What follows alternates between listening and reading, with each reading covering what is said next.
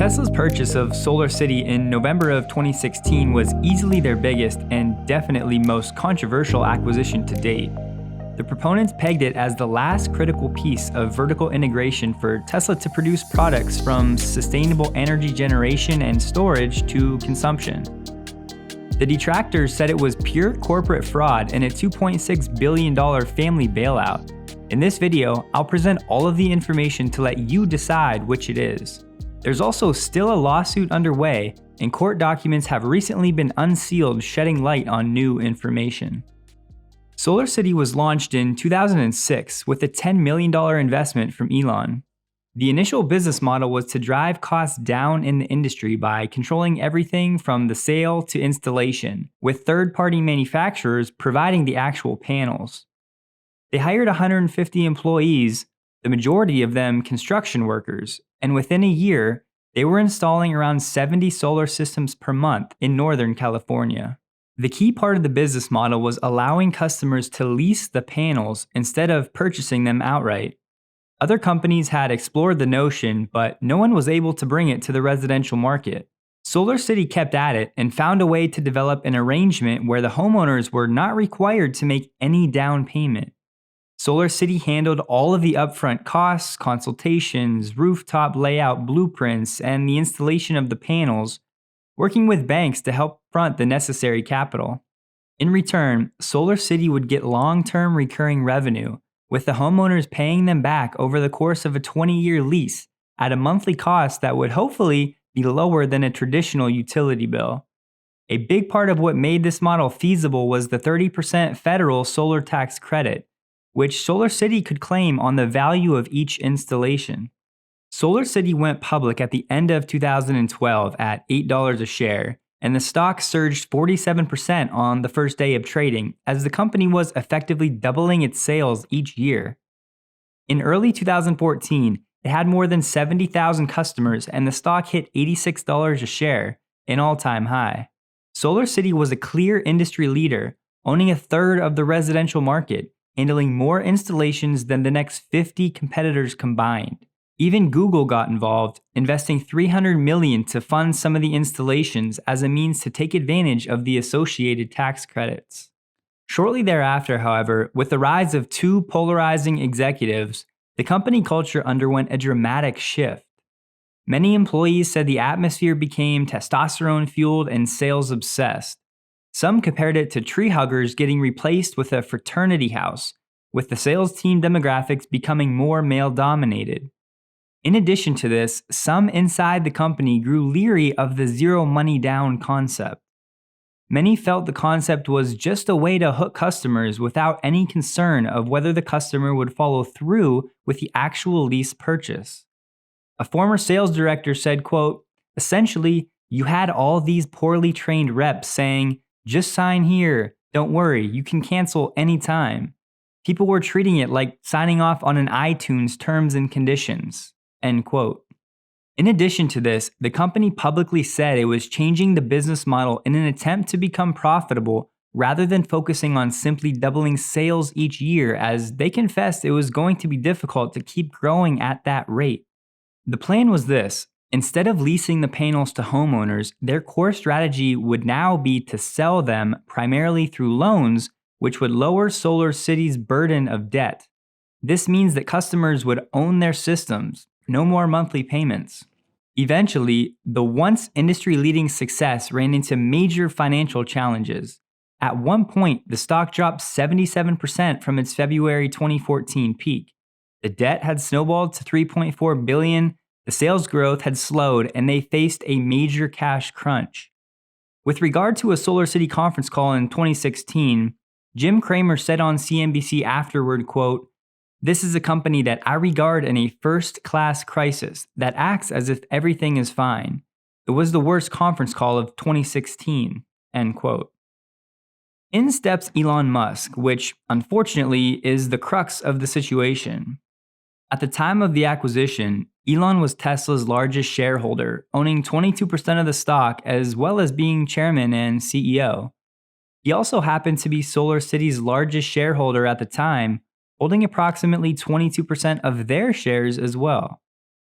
Solar City was founded by Elon Musk's first cousins, Lyndon and Peter Rive, who have both left the company within 1 year of the acquisition. As SpaceX chairman, Elon also purchased $90 million of Solar City bonds in March 2015, $75 million in June 2015, and another $90 million in March 2016. These purchases were said to have violated SpaceX's own internal policy, and Solar City was the only public company in which SpaceX made any investments. Tesla was also going to have to take on almost $3 billion in Solar City debt, and they were burning more cash than Tesla despite being 1/10 of their size at the time. These factors, combined with the financial risk of Solar City, gave the impression to many shareholders that this was a family bailout given the conflicts of interest. It came as no surprise that, amid the controversy, a judge granted a group of shareholders permission to pursue their lawsuit. Almost immediately after the acquisition closed, Solar City's auditors at Ernst & Young confirmed that Solar City was in fact insolvent. Their year-end audit, conducted in January 2017, determined that Solar City did not have sufficient cash to meet its obligations and could not operate on its own. Tesla shareholders filed suit in the Delaware Court of Chancery in 2017, where most complex corporate merger-related litigation happens. The suit argues that Elon used his influence as director and controlling stockholder to push the Tesla board to pursue the transaction using faulty data and without doing sufficient due diligence, which was in violation of his fiduciary duty to the shareholders. The plaintiffs in the suit, Tesla Motors Incorporated stockholder litigation, are using the analysis as part of their case to illustrate the web of conflict and to show that Elon was desperate to save all three companies when Solar City's growth slowed and debts mounted. Newly unsealed documents in the lawsuit portray Solar City as being completely insolvent, not just carrying a heavy debt load. They also show that Elon knew at the time of the acquisition that Solar City was facing a liquidity crunch, according to emails between him and ex-CFO Brad Buss. Accounting firms are supposed to act as independent auditors, but in the end it's the audited company paying their bills. And while they won't outright fabricate a report, there is somewhat of a tendency to accommodate certain accounting decisions made in ways that are not optimal for external parties, in this case, the shareholders who are interested in the financial health of the company. The shareholders also allege in the suit that Elon planned the unveiling of a product that did not yet function, the solar glass roof tiles, to convince investors that there was real intellectual property and a product close to commercial viability.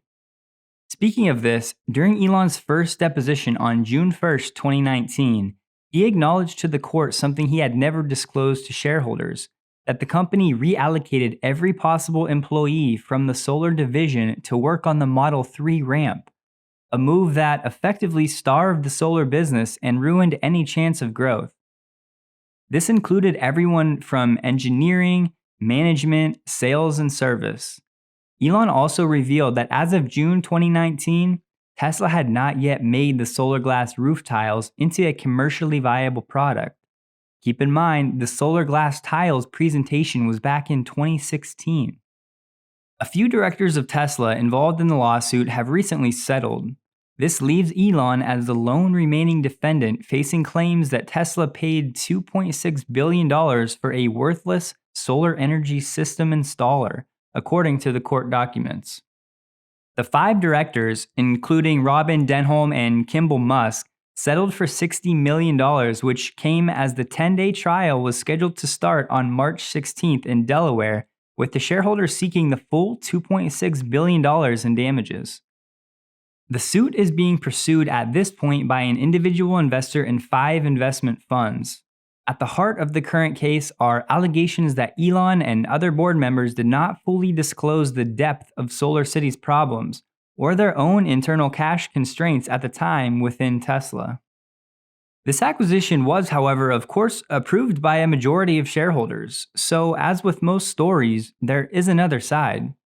Joining Tesla and Solar City was central to the continued execution of Elon's master plan, which aimed to provide customers full-stack, in-house solutions to owning their own energy production, storage, and consumption. Combining companies allowed both entities to have easier and more efficient collaborations and discussions, and Elon said that they would now be able to make decisions immediately instead of having to wait a couple of weeks.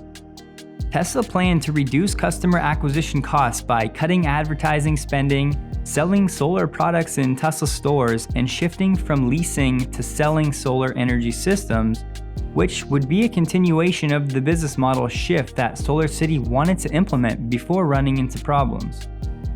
It was supposed to be an opportunity to create the only vertically integrated sustainable energy company.